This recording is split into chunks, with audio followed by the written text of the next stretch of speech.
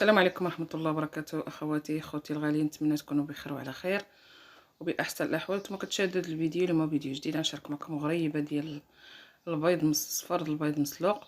نتمنى تعجبكم، كتجي رائعة ولذيذة أخواتي. هنا كما كتشوفوا الزبدة عندي 125 غرام ديال الزبدة، عندي 3 ديال الصفر ديال البيض، قبيصة ديال الملحة، كاس ديال السكر كلاصي اللي هو السكر الثقيل، كاس ديال الزيت، جوج ديال الفاني، خماره من وزن 8 غرام. ما عادش نديرها كامله اخواتي، والدقيق كيبقى على حسب الخليط. ندوز معكم الطريقه. هنا كما كتشوفوا الزبده بحراره المطبخ باش كتجيكم ساهله اخواتي، كتعذبكمش فين كتكونوا تخدموها. هنا كما كتشوفوا درت سكر كلاصي وكنخدم داك البيض مع الزبده والسكر اخواتي مزيان باش ما كيبقاوش ليا دوك التكتلات. ضروري اخواتي. المهم هانتوما معايا حتى تشوفوا كيفاش كتجي هاد الحليوه هادي وكيفاش غيكون هاد الخليط. المهم ضروري نخدم البيض كما كتشوفوا مع المكونات. هذا باش غنزيد الزيت. واللي كيشوف القناه لاول مره يشترك باش دائما يتوصل بالجديد ودير لي لايك الفيديو، كتشجعي ليا. ما كنتمنى غير تشجعوني اخواتي ونكون خفيفه ظريفه على قلوبكم. الله يدخل علينا وعليكم العيد بالصحه والسلامه وباش ما كتمناو، واللي كيتمنى شي حاجه يا ربي توفقوا.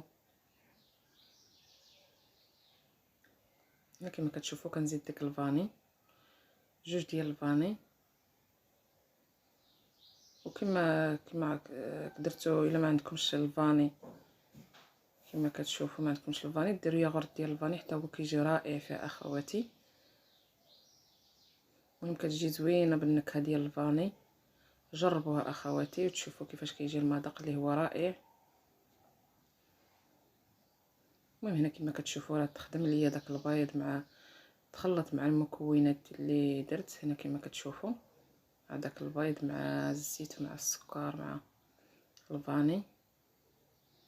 ضروري اخواتي تخدموها. وهنا كنزيد الطحين غير بشوي بشوي حتى كيتجمع ليا الخليط. خاصهاش تجي لكم العجينه قاصحه ناشفه، ضروري كتخليوها شويه خفيفه شويه، ما تكونش خفيفه بزاف، ما تكونش قاصحه العجينه باش ما تجيكمش ناشفه اخواتي. المهم كما كتشوفوا 8 غرام غنقسمها على النص باش نديرها كامله.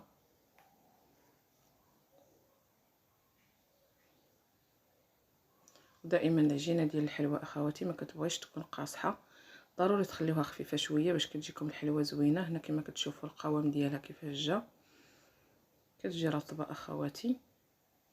ايوا كنكور كما كتشوفوا الكويرات ديالي على هذا الحجم وهذا الشكل. ساهله اخواتي هاد الغريبه.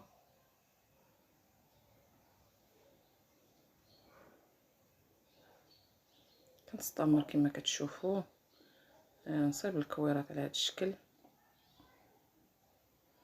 هنا الفران راني شعلت الفران كيسخن، نتوما ضروري نضغط عليها شويه.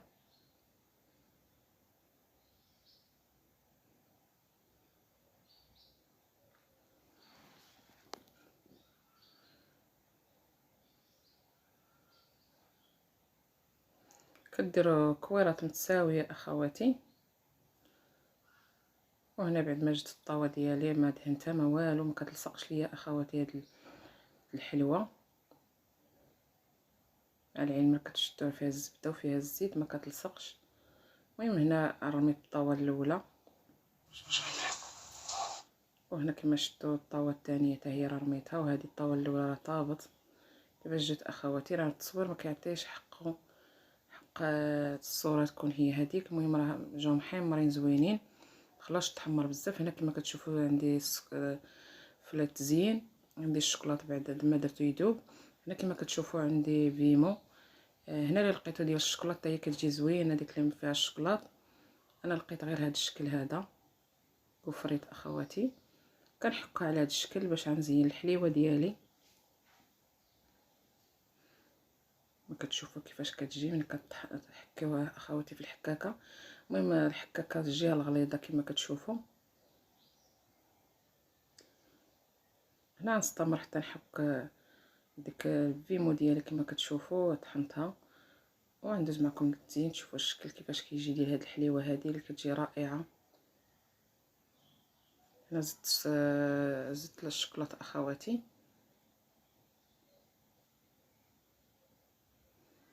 هنا بعد ما داب الشوكولاط كما كتشوفوا كنغطس الحليوه ديالي في الشوكولاط. كتحاولوا بحال هكا كما كتشوفوا وكتسوسوا هذا شويه الشوكولاط تنقصوا، ما تخليوش الحلوه هازه لكم الشوكولاط بزاف باش ما تهزش لكم هذاك الكفريط بزاف. او بيمو كل واحد وشنو كيقول لها اخواتي. ضروري ديروا اخواتي الفرشيط باش ما تهزش لكم الشوكولاط بزاف. وهنا كما كتشوفوا كنحاول نفندها مزيان في هذاك البيمو. هانتوما كيفاش جات رائعه اخواتي.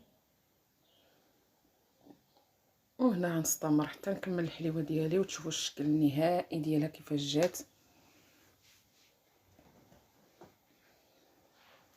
باش ما يجيكمش الفيديو طويل اخواتي.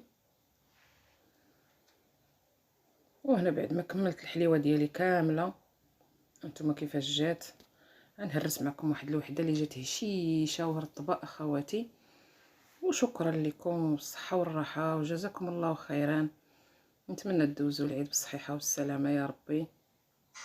هشيشه اخواتي هانتوما. وشكرا لكم اخواتي.